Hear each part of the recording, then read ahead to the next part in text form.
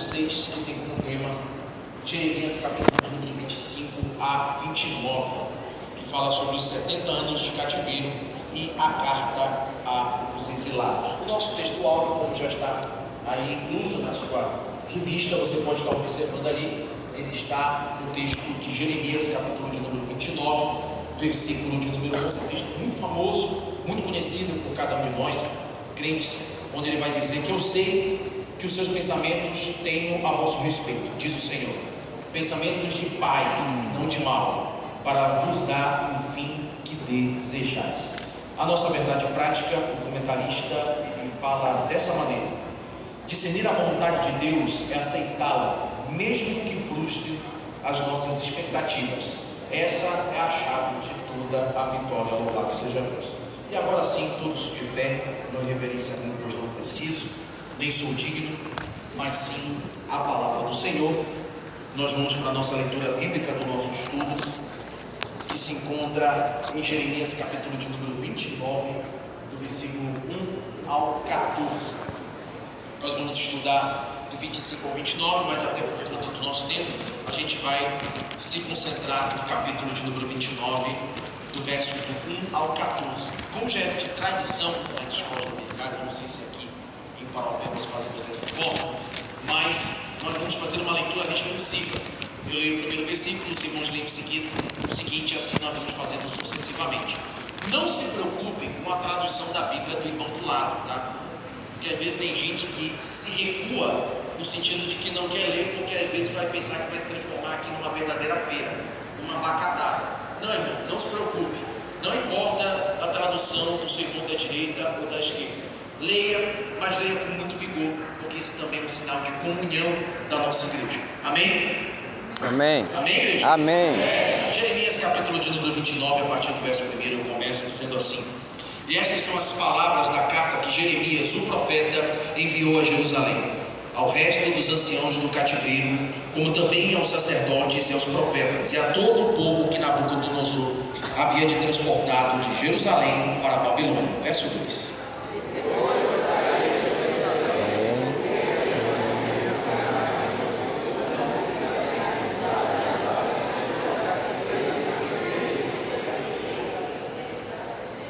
Pelas mãos de Elasa, o filho de Safa, e Gemarias, filhos de Ilquias, os quais Edequias, rei de Judá, tinha enviado à Babilônia a Nabucodonosor, rei da Babilônia, dizendo: Assim diz o Senhor dos Exércitos, o Deus de Israel, a todos os exilados que eu deportei a Jerusalém para a Babilônia. E habitai-as, plantai jardins e comei do seu fruto.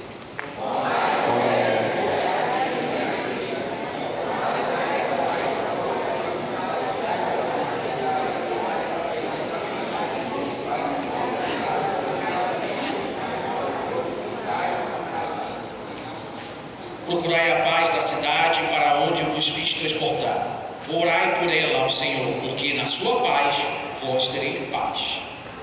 Porque assim diz o Senhor dos Exércitos, o Deus de Israel, não se deixe enganar pelos profetas e adivinhos que vivem no meio de vocês. Não deem ouvidos aos sonhadores que sempre segundo o desejo de vocês. Porque eles vos profetizam falsamente em meu nome. Não os enviei, diz o Senhor. Assim diz o Senhor, logo que se acumprimente a Babilônia 70 anos, atrairei para vocês e cumprirei as promessas que fiz a vocês, trazendo de volta a esse lugar. Porque eu bem sei os pensamentos que penso de vós, diz o Senhor, pensamento de paz e não de mal, para vos dar o fim que esperais. Então vocês me invocarão e se aproximam de mim com oração, e ouvirei vocês. E buscar-me-eis e me achareis quando me buscardes de todo o coração. Serei achado por vocês, diz o Senhor, e farei com que mude a sorte de vocês. Eu consagrarei onde todas as nações de todos os lugares para o despertei, diz o Senhor, e trarei a vocês de volta ao lugar de onde mandei para o asilo. Senhor nosso Deus e Pai que está no céu, nós estamos aqui, Senhor, na Tua casa, meu Pai. Ilumina as nossas mentes, os nossos corações a compreender tudo aquilo que tu queres compartilhar com tua igreja através do teu Espírito, em nome de Jesus, amém. Amém. Os irmãos podem ficar à vontade. Glória a Deus. Você pode estar também acompanhando na sua revista, você também pode estar mostrando como você bem vê aqui nosso esboço, como ele é muito bem destrinchado, muito bem colocado. Geralmente nós vamos fazer de 3 tópicos, de 3 pontos, onde nós vamos estar falando sobre o capítulo de número 25 ao capítulo de número 29.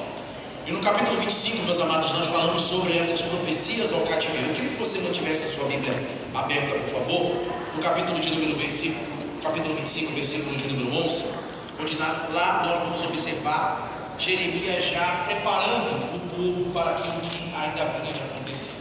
Lembrando que o contexto desse capítulo 25, aqui nós vamos identificar, a partir do versículo de número 3, que Jeremias já está no 23º ano do seu ministério, ou seja, no 13º ano do reinado de Josias, ou seja, já é um ministério longevo, já é um ministério bastante considerável em relação ao tempo. E nós vamos ver que agora o Senhor fala com Jeremias mais uma vez. No versículo de número 9, apenas uma pequena frase do texto, que até é um texto longo, mas você vai ver que mais uma vez o Senhor fala a Jeremias dizendo: e eis que eu enviarei. Ou seja, você vai ver aqui nesse momento que Deus está consolidando, Deus está confirmando a autorização, ou em outros momentos a permissão, de que Jerusalém ela venha a ser sitiada, de que Jerusalém agora ela venha passar por essa destruição. Essa destruição, meus amados, para alguns olhares, ele pode ser a condenação final, porque vamos tentar nos colocar naquele contexto, vamos colocar a imaginação para funcionar. Você está em Jerusalém, você está ali inserido naquela cidade, e nós já vemos observando, meus amados, nos últimos 5 domingos, que o povo não está se importando, que o povo acha que enquanto o templo estiver de pé, de que enquanto forem queimados sacrifícios no altar, enquanto os sacerdotes estiverem ali, nada vai acontecer. Esses homens e mulheres que estão compondo essa cidade, eles já estão mergulhados na corrupção social, na idolatria, entre outros problemas, meus amados, que vão agora acarretar a essa situação do levantar da Babilônia, que Deus vai usar como instrumento de condenação, vai usar como instrumento de julgamento. Só que aquele povo, meus amados, pré-exílio, pré-invasão da Babilônia, eles estão levando a vida normalmente, eles estão levando a vida tranquilamente. Muitos até ali condenam, estão usando de forma de censura com o profeta de Jeremias, achando que ele está exagerado, achando que ele é um louco, achando que não é Deus que está falando com ele, e sim Deus está falando com os outros profetas, porque os outros profetas estão dizendo que Jerusalém vai prosperar, que Jerusalém vai ter livramento, que mesmo que a Babilônia se levante, o Senhor vai ajudá-los.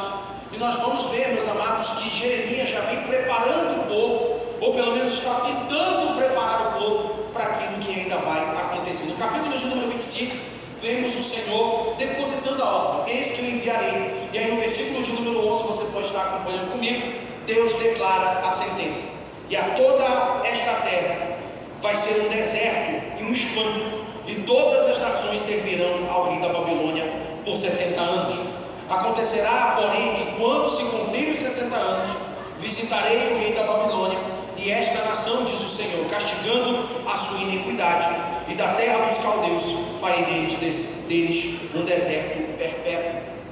Aqui, meus amados, vemos a declaração do Senhor, e uma declaração, meus amados, forte, uma declaração direta, mas que o Senhor, ele não deixa pontas soltas, o Senhor, ele não deixa dúvidas, o Senhor não deixa pontos de interrogação rolando pela cabeça dos ouvintes ou dos leitores dessa carta que Jeremias escreve. Ele já deixa a sentença: todos os povos que estão aqui, os nossos povos circunvizinhos, servirão a Babilônia. Ou seja, essa sentença não é apenas para Israel, não é apenas para Jerusalém, é para outros povos. E você pode observar aí na sua Bíblia que a partir do versículo 18 ao 26 são citadas as nações. Está Jerusalém, está o Egito, está os filisteus, está Gaza, Ecrom, Edom, Amon, Sidom e Tiro, Tema, Desã, Arábia,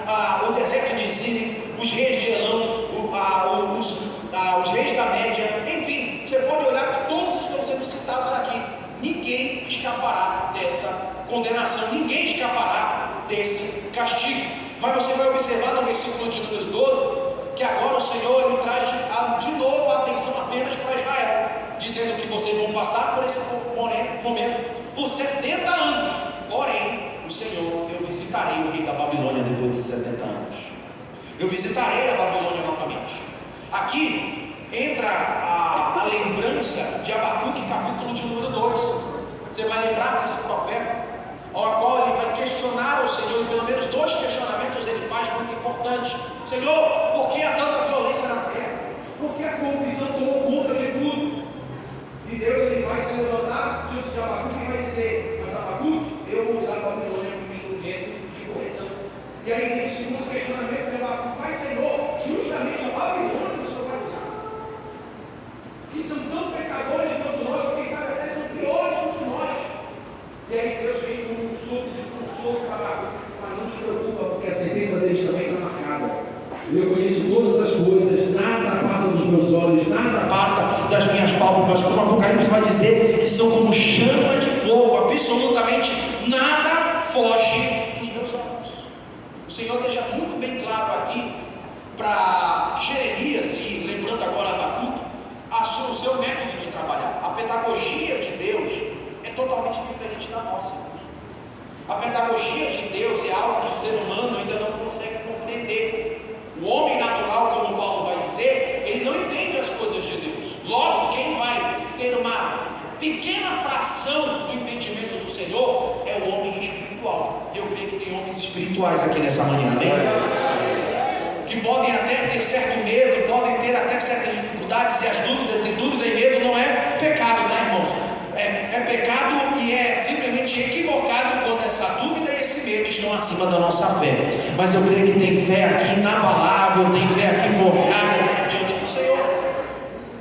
Então nós vamos observando, meus amados, o nosso segundo ponto, a partir do versículo de número 15, que o Senhor ele vai derramar a sua ira entre as nações. Versículo de número 15, você pode acompanhar comigo? O Senhor diz assim: porque assim me disse o Senhor, Deus de Israel: toma da minha mão este copo de vinho de furor, e darás a beber dele todas as nações em que eu te enviar. Nós aprendemos, meus amados, que o vinho significa alegria na Bíblia Sagrada. Não é à toa que em João capítulo de número 2, nós vemos a necessidade de Maria procurar Jesus, notificando a ele que naquela festa, naquele casamento das bodas de Caná, faltava vinho. Então aqui é raciocínio lógico. Se vinho significa alegria, acabou o vinho, acabou a alegria. Se acabou a alegria, acabou a festa. É raciocínio lógico isso. Mas também vamos observar, meus amados, em que algumas situações o vinho não vai significar apenas alegria, ele também vai significar aceitar a condenação, ou aceitar o juízo. Deus ele vai olhar para Jeremias e vai dizer: toma deste cálice vinho e oferece aos representantes das nações. Tomar o vinho, meus amados, numa determinada situação, olhando agora para as tradições judaicas, é você aceitar aquilo que está sendo imposto naquela casa. Eu tenho as minhas leis, eu tenho a minha cultura, eu tenho a minha filosofia, eu tenho a minha cosmovisão na minha casa, mas no momento em que eu aceito o vinho da casa que eu estou visitando, naquele momento eu estou simbolicamente falando, deixando bem claro no anfitrião: eu aceito tudo que você impor aqui nessa casa. E eu, como estou debaixo do teu teto, eu também vou aceitar. Eu vou cumprir todas as ordens que estão, a filosofia, a cosmovisão, a cultura desta casa. Quantos estão me entendendo? Diga amém. Amém. Quando Jeremias oferece esse cálice de vinho às nações, ele está deixando bem claro a partir desse momento. E antes disso, vocês tinham a própria cultura, vocês tinham a própria cosmovisão, vocês tinham a própria maneira de viver, vocês tinham a sua visão de vida, mas a partir do momento que vocês aceitaram este vinho, o vinho do Senhor, vocês estão debaixo do teto do Senhor. Vocês vão cumprir tudo que Ele falou, tudo que Ele disse, tudo que Ele mandou, tudo que Ele agora decretou, vai ser cumprido sobre vocês. É a aceitação do juízo. E aí, volta a repetir, do versículo 18 ao 26, você vai ver a listagem de todas as nações que sofrerão desta forma. Para nós, antes de nós irmos para o capítulo de número 26, observemos o versículo 28 do capítulo 25. Pode acompanhar comigo, por favor? Onde você vai ver a lei da semeadura sendo cumprida aqui. E será que, quando não quiserem tomar o copo da tua mão para beber, então lhes dirás: assim diz o Senhor dos Exércitos, certamente beberemos. Aí então no pulo para o versículo 30. Tu, pois, lhes profetizarás todas essas palavras e dirás: o Senhor desde o alto bramirá e fará ouvir a sua voz desde a morada da sua santidade. Terrivelmente bramirá contra a sua habitação, com grito de alegria dos que pisam as uvas, contra todos os moradores da terra. Ou seja, você vai ver aqui Jeremias sendo usado por Deus para levar esse cálice às nações. E levando esses cálices às nações, ele está dizendo: olha, vocês vão aceitar, e vocês tomando esse vinho, vocês estão aceitando o juízo do Senhor. Só que aí Jeremias questiona Deus: mas Senhor, se tiver alguém que não aceite, fale, diga para eles: certamente vocês beberão. Vocês podem recusar, vocês podem não aceitar, vocês podem simplesmente deixar de lado, mas vocês podem simplesmente negar o vinho, mas a sentença ela vai acontecer. A sentença ela vai acontecer, porque aqui é a lei da semeadura. Paulo vai fazer essa menção em Gálatas capítulo de número 6. Tudo aquilo que o homem planta, ele também colhe. Nós temos uma mania, não posso usar essa expressão, um equívoco, pode-se dizer assim, entre os brasileiros, de que a gente precisa esperar que a lei pegue ou não pegue, como se a lei fosse uma espécie de propaganda, como se a lei fosse algo que a gente pudesse escolher fazer ou não fazer. O que a gente escolhe fazer ou não fazer é conselho, irmãos. Ordem não. Ou você cumpre, ou você vai sofrer as consequências da falta desse cumprimento. Conselho não. Que a gente vai ver, por exemplo, no Salmo 1 dizendo: bem-aventurado o homem que não anda segundo o conselho dos ímpios, não se detém no caminho dos pecadores, nem se assenta na roda dos escarnecedores, antes o seu prazer está na lei do Senhor. Aquela mensagem é ordem ou conselho? É conselho. É conselho. Você não vê o salmista dizendo, você não vê o salmista falando assim: olha, você tem que fugir dos caminhos dos pecadores, tem que fugir da roda dos escarnecedores, você tem que criar prazer na palavra do Senhor, e meditar só de dia não serve, tem que ser de dia e de noite. Ele está falando assim? Ele está no modo imperativo, dando uma ordem? Não, é conselho. Você escolhe se você cumpre ou não cumpre. Até porque se o Salmo 1, sendo um pouco mais além, se o Salmo 1 ele fosse uma ordem, Jesus teria certos problemas, porque em Lucas capítulo 7 chamam ele de beberrão, de aquele homem que come muito, que anda entre os pecadores. Quem sabe alguém fosse mais ferrenho poderia dizer: olha aí, está descumprindo a ordem do Salmo 1. Ele anda no meio dos pecadores, ele anda na roda dos escarnecedores. Mas Jesus fazia aquilo com um propósito. Jesus fazia aquilo para alcançar aquelas pessoas. Aquilo não é uma ordem, é um conselho. Aqui não, aqui é ordem. Jeremias capítulo de número 25, verso 28. Vocês podem negar o vinho, mas a sentença ela vai vir. Vocês podem negar a taça de vinho agora, mas a Babilônia ela já está com prazo para chegar. E o Senhor ele vai deixando bem claro para essas nações no versículo de número 30, e esse me chamou muita atenção, porque ele vai dizer que o Senhor bramirá com alta voz, com alto barulho de alegria. Vocês podem tentar fazer alguma coisa, mas eu vou continuar a bramir. E ele está dizendo aqui: vou bramar desde a morada da minha santidade, eu estarei fazendo isso. Bramar, meus amados, o mesmo que rugir, você vai ver, é o leão fazendo isso. E quando é que o leão ele brama? Quando é que o leão ele ruge? O leão vai rugir toda hora? Claro que não, até porque o leão é um caçador nato. Ele caça no silêncio, ele vai até as suas presas no silêncio, ele vai fazendo tudo de forma estratégica. Mas quando o leão brama, tem dois motivos claros. Assim você nos ensina, meus amados, que quando o leão ele brama, primeira coisa que ele vai fazer, ele quer marcar território. Quando o leão ele brama, ele está deixando bem claro: essa terra é minha, sou eu que mando, ninguém mexe. Segundo, é uma demonstração força. Um leão, quanto mais alto ele brama, mais forte ele parece, mais forte ele está deixando a mensagem.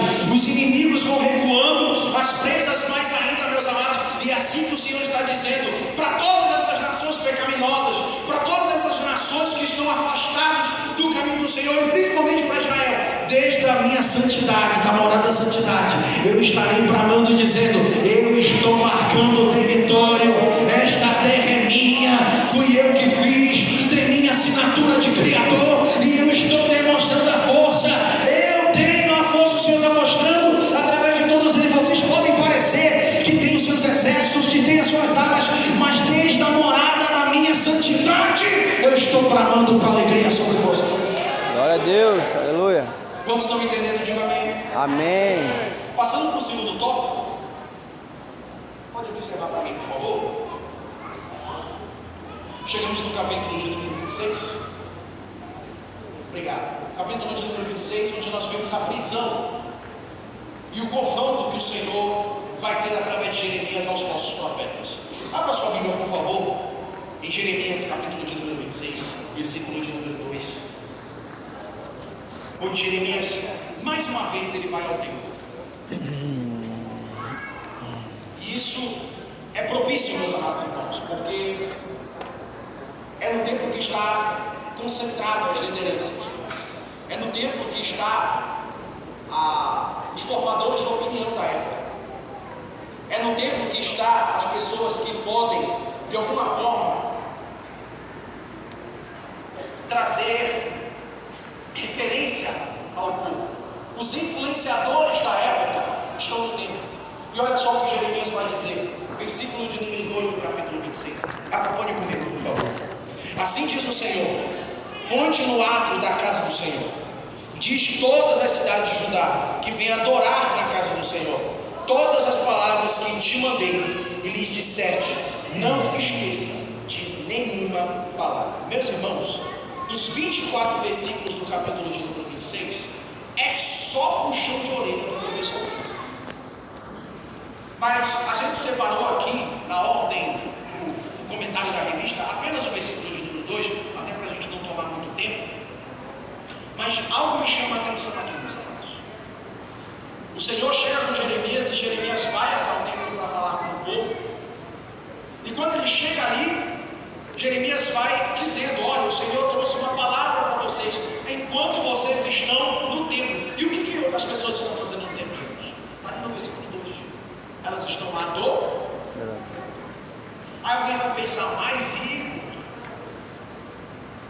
o povo está derramado na corrupção social, na idolatria, nos pecados, e entre uma série de coisas, e ainda estão indo para o templo? Sim. Mas não pense que isso é um problema apenas da geração de Jeremias, não. Pense que isso também é uma coisa que a gente já vai acarretando há muito tempo. De uma pessoa, um exemplo aqui, de uma pessoa que passa de segunda a sábado fazendo tudo que não presta, mas chega aqui no domingo e dá posta no Instagram: dia de agradecer. Não é? A pessoa faz o que não deixa de fazer, pinta e borda no lamaçal do pecado, mas se tem uma programação aqui na igreja, uma ação social, ele é o primeiro a carregar a cesta básica. Ele é o primeiro que está recebendo na porta. Ele sobe para tocar os instrumentos. Ele recebe o convite do pastor e ele vem pregar. Por quê? Porque ele está levando a Bíblia como se fosse o evangelho, uma total rotina. Ele já conhece a liturgia. Ele conhece os mesmos louvores que você. Ele anda com a Bíblia debaixo do braço, a mesma que você. Ele tem também o WhatsApp do pastor, assim como você tem. Ele sabe o endereço da igreja, assim como você sabe. Ele tem tudo. Dá até para dizer que ele é crente. Na rede social, versículos bíblicos, para também dar, digamos assim, aquela equilibrada. Vem ao templo do Senhor, mas na sua casa está podre. Na sua casa fede pecado. É isso que Jeremias está dizendo para este povo: vocês vêm para cá Irmãos, a liturgia aqui do culto não deixava de ser feita. Vocês que são alunos assíduos da escola dominical vão lembrar de seus professores, lá nas primeiras lições, a lição 1 e 2, o povo não deixava de levar os sacrifícios para que os sacerdotes tivessem que queimar. O povo não deixava de fazer as suas festas anuais e mensais, as festas tradicionais do calendário judaico. Não deixavam de fazer. Mas o Senhor não quer saber de costumes, irmãos. O Senhor não quer saber de uma rotina, o Senhor não quer saber de uma agenda. Ele quer saber de um coração totalmente quebrantado em arrependimento diante dele. Daquele que reconhece, aleluia, como foi dito ontem, que nós somos o barro e não tomando o lugar do oleiro, mas o nosso lugar é na roda. E ele vem a nos moldar, aleluia. Glória a Deus. Seguido, você vai ver no capítulo de número 27. O jugo da Babilônia e a resistência. No capítulo de número 27, Deus vem com mais uma visão profética sobre Jeremias. E aqui, meus amados, também nós precisamos lembrar de outras qualidades que o ministério de Jeremias vai ter. Porque nós temos a impressão de que Jeremias ele só chora. E não é à toa que ele é chamado de profeta chorão. Como nós dizemos aqui ontem, se nós pegarmos somente o livro de Jeremias, sem contar Lamentações, nós vamos encontrar pelo menos 15 lamentos de Jeremias. Dele suplicando, dele quebrantando seu coração diante do povo. Amém. Mas o ministério de Jeremias não é apenas isso, irmãos. O ministério de Jeremias também são divisões proféticas. Na Bíblia nós encontramos pelo menos 14 associadas ao ministério profético de Jeremias. E capítulo 27 é mais uma delas. Versículo de número 2. Acompanhe comigo antes de nós lermos o texto relacionado à revista. Capítulo de número 27, verso 2. Deus fala assim: assim me diz o Senhor, faze prisões de jugo e pô-las sobre o teu pescoço. Jeremias agora vai andar por um certo período com esse jugo amarrado no seu pescoço. O jugo aqui, volto a repetir, eu sei que vocês são alunos assíduos da escola dominical, devem saber muito bem o que é um jugo, mas quem ainda não sabe, só para recapitular, uma ferramenta, um instrumento específico para que a gente venha manter os animais que vão puxando as cargas, como bois, cavalos, enfim, mas no caso aqui do contexto judaico, geralmente era colocado nos pescoços dos bois, para que eles pudessem manter alinhados e assim pudessem todos andar na mesma direção e todos ali na mesma frequência, todos andando ali de forma ordeira. Aquele jugo era pesado, aquele jugo ali, meus amados, cansava os animais. Agora imagine algo sobre também a costa, sobre o pescoço de um homem. Quando ele vai andando sobre Jerusalém com aquele jugo, e as pessoas olhando sem entender, a fama de Jeremias já não era das melhores diante do povo, achando que ele era maluco, achando que ele tinha batido a cabeça, que ele era doido, que não era Deus falando através da vida dele. Aqui nós vamos perceber, mais uma vez, o Senhor colocou, sinalizando ao povo o que vai acontecer. Na nossa oficina ontem, chegamos a tocar no assunto de que muitas vezes nós cometemos o equívoco de nós acharmos que nós não compreendemos o que Deus ele fala. Eu trabalhei com adolescentes diretamente, irmãos, há aproximadamente 10 anos. Existia uma coisa que eu ouvia bastante no conselho pastoral, era quando um adolescente chegava comigo e dizia assim: mas pastor, eu não sei se é Deus falando comigo. Irmãos, a pregação foi direta, o louvor foi direto, a oração foi direta, e o menino ainda tinha, desculpa a expressão, tá, pastor, a sem vergonhice de chegar e dizer: não sei se é Deus falando comigo. Achamos muitas vezes que Deus ele é mímico. Como assim mímico? Ah, pelo formato da nuvem eu sei para onde Deus está me levando. Se chover hoje, é Deus confirmando. Se chegar tal irmão para mim dizer tal coisa, é Deus falando. E a gente vai, infelizmente, irmãos, transformando isso em misticismo. Nosso Deus é entendível e Ele é claro como um Pai.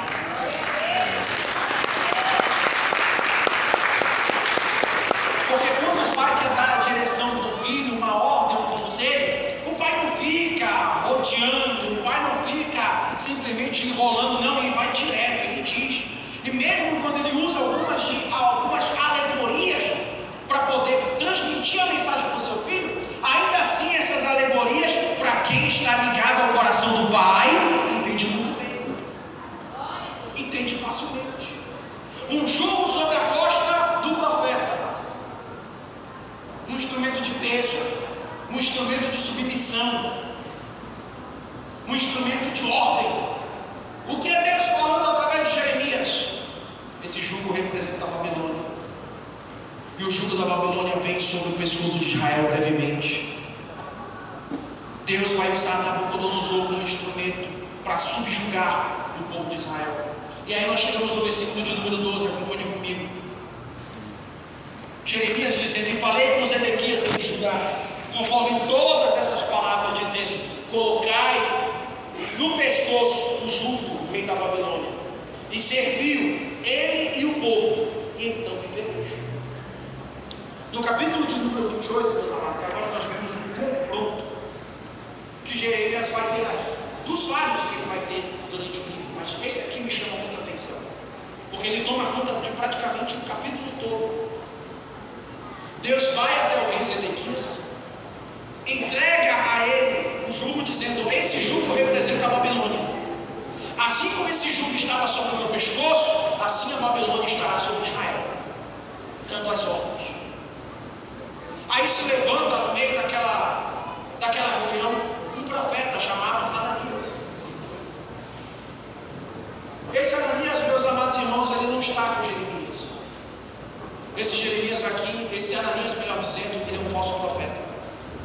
E aqui nós vamos ver um confronto entre um profeta de Deus e um falso profeta. Porque o falso profeta, ele vai dizer assim, capítulo de número 28, verso 1. E sucedeu no mesmo ano, no princípio do reinado de Ezequias, rei de Judá, no 4º ano, no mesmo mês 5º, que Ananias, filho de Azul, um profeta de Gibeão, me falou a casa do Senhor perante os olhos dos sacerdotes e de todo o povo, dizendo: assim fala o Senhor dos exércitos, Deus de Israel, eu quebrarei o jugo do rei da Babilônia. Jeremias, ele traz uma profecia diante do rei, diante daqueles que estão no templo, e em seguida Ananias se levanta. A profecia de Jeremias diz o quê? O jugo representa a Babilônia. Assim como esse jugo estava sobre o meu pescoço até chegar aqui, assim será a Babilônia sobre Israel. A profecia de Ananias diz assim: não, assim diz o Senhor dos exércitos. Porque o falso profeta, ele sempre joga para Deus. O falso profeta, ele já sabe os métodos. O falso profeta, ele já tem as frases de efeito. Eis que te digo, assim diz o Senhor. Mas eu vou deixar uma dica aqui para os amados irmãos. Posso deixar essa dica para vocês? Amém. Quando vier falso profeta, o alerta vai bater aqui. Amém? Amém. Posso dizer amém? Amém. E quem avisa amigo é, eu sou amigo de vocês a partir de hoje, quero compartilhar isso com vocês. Preste muita atenção, que existe uma diferença gritante, existe uma distância praticamente oceânica entre o eis que eu te digo e o que está escrito. Porque entre o eis que te digo e o que está escrito, eu prefiro o que está escrito. Porque o que eis que te digo cai por terra, mas o que está escrito, depois de escrito, estará levantado para todos. Glória a Deus, aleluia. O falso profeta, ele sabe os métodos. O falso profeta, ele tem as frases de efeito. O falso profeta, ele sabe mexer com o teu coração. Porque Ananias ali, ele inflamou o povo. Ananias, com as suas palavras, ele colocou ele depositou uma falsa esperança sobre os ouvintes. Não, Jeremias está errado. O Senhor vai quebrar esse jugo. O Senhor vai quebrar esse jugo. Mas uma outra coisa que o falso profeta ele gosta de fazer, além dele saber os métodos de pessoas, assim dele colocar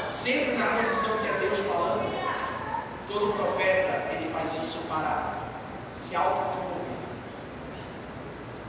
para agradar a ele mesmo ou o grupo. Nesse caso, o grupo, ele quer agradar a todos. Deus vai nos salvar da Babilônia. Deus vai quebrar o jugo da Babilônia. E aí começa o confronto entre Ananias e Jeremias. Versículo de número 10, você vai ver que na discussão, Jeremias vencendo Ananias em todos os argumentos. Versículo de número 10, você vai ver. Então Ananias, o profeta, tomou o jugo do pescoço do profeta Jeremias e quebrou. Parece que Ananias venceu a discussão. É tipo aquele debate que a gente vê que quando a pessoa vai ganhando, vencendo, vai ganhando no argumento, aí vem outra e começa agora a ofender o pessoal. Foi isso que aconteceu.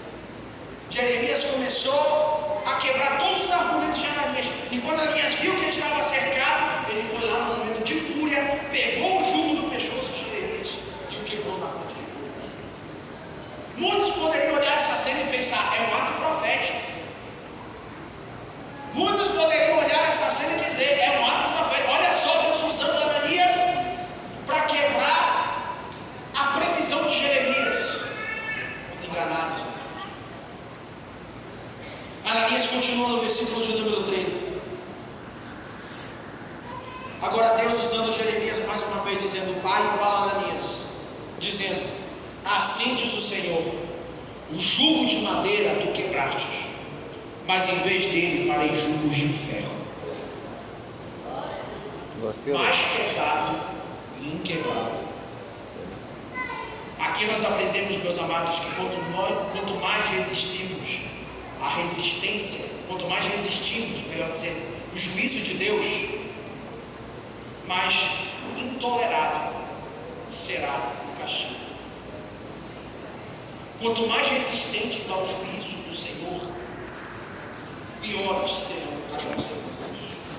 Quebrasse o jugo de madeira, não te preocupa não. Desde que eu farei agora o jugo de ferro. Receba. E ele será inquebrável e muito mais pesado. Antes de nós pularmos para o capítulo de número 29, você acompanhe comigo como encerra a história de Ananias no versículo de número 15. E disse Jeremias ao profeta Ananias, ouve agora, Ananias, não te enviou o Senhor, mas tu fizeste este povo confiar em mentiras. Pelo que assim diz o Senhor, eis que te lançarei sobre a face da terra. Este ano morrerás, porque falaste de rebeldia contra o Senhor. E morreu Ananias, o profeta, no mesmo ano, no 7º mês. Ou seja, 3 meses depois da primeira discussão.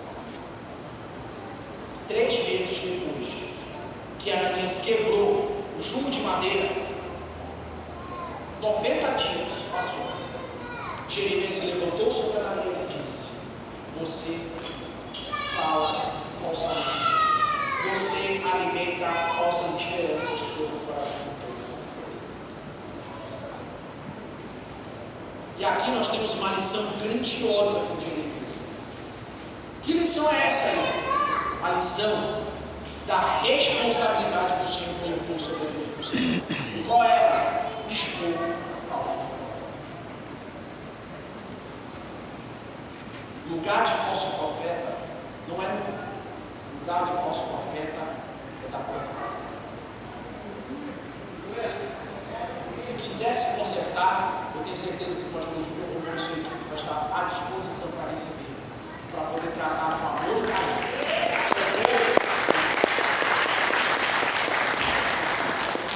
Mas falso profeta não pode ter isso. Falso profeta tem que ser exposto mesmo. Sem massagem, sem historinha, porque o que ele está fazendo, meus irmãos, é gravíssimo, é muito sério. O que um falso profeta ele pode dizer, ele pode destruir uma geração inteira, ele pode acabar com um departamento inteiro, ele pode acabar com uma colheita de uma igreja. Quantos mil eu digo amém? Amém. No nosso último ponto, pode passar, por favor? A gente já caminhou para encerrar. Terceiro ponto, nós chegamos aqui ao principal tema da nossa lição, capítulo de número 29. Por favor, mantenha a sua Bíblia aberta, por favor. E aqui também fica a referência até o capítulo de número 32 para a gente contextualizar durante a semana em casa, onde o Senhor vai usar Jeremias mais uma vez para escrever a tão famosa carta aos cativos. Capítulo de número 29, versículo de número 3, só para a gente poder contextualizar, meus amados irmãos. Na verdade, desde o versículo 1, ele vai dizendo assim: e estas são as palavras da carta de Jeremias, o profeta, enviou de Jerusalém ao resto dos anciãos do cativeiro, como também aos sacerdotes e aos profetas de todo o povo que Nabucodonosor havia transportado para Jerusalém da Babilônia. Depois que saíram o rei Jeconias, a rainha, os eunucos, os príncipes de Judá e Jerusalém, os carpinteiros e os ferreiros de Jerusalém. Versículo 3. E pelas mãos de Elasa, filho de Safã, e de Gemarias, filho de Uquias, os quais Edequias, rei de Judá, tinha enviado à Babilônia Nabucodonosor, rei da Babilônia, dizendo: assim diz o Senhor, o Deus de Israel, a todos que foram transportados e que eu fiz transportar de Jerusalém para a Babilônia. E aqui vai alguns conselhos que o Senhor vai deixar a ti. Edifiquem as suas casas e habitem lá. Plantem um jardim e comam do seu fruto. Tomai as mulheres e gerai filhos e filhas. Tomai mulheres para os vossos filhos e de vossas filhas e maridos, para que tenhais filhos e filhas. Multiplicai-vos ali, e não vão diminuir. Procurai paz da cidade, para onde vos fiz transportar, e orai por ela ao Senhor, porque na paz tereis. Alguém pode olhar para esse texto e pensar que Deus está abandonando o povo. Lembrando que o julgamento que está sendo colocado sobre a geração, meus amados, não é o abandono. Deus está levando para o castigo. E castigo, meus amados, até que se prova o contrário, o castigo, ele não é o ponto final, ele é a correção. Nós fizemos a menção aqui há pouco sobre os pais. Quem é mãe? Você é pai e mãe. Seu filho aprontou em casa. Seu filho aprontou. Quebrou alguma coisa. Sobe aquela ira sobre o teu coração. Você vai lá e castiga ele. E não vamos falar aqui de métodos de correção, tá? Porque tem gente, cada um aqui tem o seu método e a gente não vai saber isso. Tem gente que é um pouco mais ferrenho, tem gente que vai só mais falar, tem gente que põe no cantinho da disciplina. Seja qual for o método que você usa, atenção. Se houvesse, e você não precisa me responder agora, mas eu quero que você pense no seu coração. Mas se houvesse um método pedagógico para você corrigir o seu filho sem castigá-lo, você faria? Vou traduzir. Se houvesse um método de correção diante do seu filho, sem que fizesse ele chorar, sem que fizesse ele ficar com raiva naquele instante, você não faria? Faria. Mas até que se prove ao contrário, Deus já deixou bem claro que a correção é necessária. Deus usou Salomão para deixar bem claro isso, através de Provérbios. Pais, corrijam. Corrijam. É Deus dizendo assim: olha, se prova ao contrário, Deus já está decretando aqui, não existe melhor método de educação do que a correção. Não existe. Porque através da correção, do exemplo, ele vai compreender, ele vai entender, ele vai refletir naquilo que errou, ele vai ter tempo para pensar, para se moldar, e quando ele voltar do castigo, ele vai voltar melhor. Ele não vai fazer mais aquilo, ele não vai mais agir daquela maneira, ele não vai mais quebrar nada. Pode ser que ainda quebre de novo, mas o que você vai fazer? Corrige novamente, ajusta a rota. É isso que nós fazemos, amém, irmãos? É Deus dizendo para este povo através de Jeremias: a Babilônia é a correção de vocês. A Babilônia não é o ponto final. A Babilônia não é o fim de Israel, não é o fim da nação, mas é necessário necessário vocês passarem por essa correção. E essa correção vai durar 70 anos. Então preste atenção. Plantem, levantem casas, se casem, tenham filhos, porque o livramento ele não será imediato. O livramento não será imediato. Ainda assim o Senhor continua com um conselho. Versículo de número 8. Acompanhe comigo, por favor. Ele vai deixando bem claro. Porque assim diz o Senhor dos Exércitos ao Deus de Israel: não vos engane os falsos profetas. Brasil, tem falso profeta na Babilônia. Se tinha Israel, imagina lá. Não vos engane os falsos profetas, os que estão no meio de vós, nem os vossos adivinhos, nem deem ouvidos aos que os vossos sonhos que sonhais, porque eles vos profetizam falsamente em meu nome. Eu não os enviei, diz o Senhor. E volta novamente aqui com os símbolos. Entre o que está escrito e o ex que te digo, fica com o que está escrito. Aleluia. Amém? Glória a Deus. Amém. E mesmo que o eu que te digo esteja correto, ele precisa ter confirmação e base bíblica. Glória a Deus. Partimos desse pressuposto. Versículo de número 10 em diante, nós vemos aqui Jeremias deixando também uma promessa de restauração. Acompanhe comigo.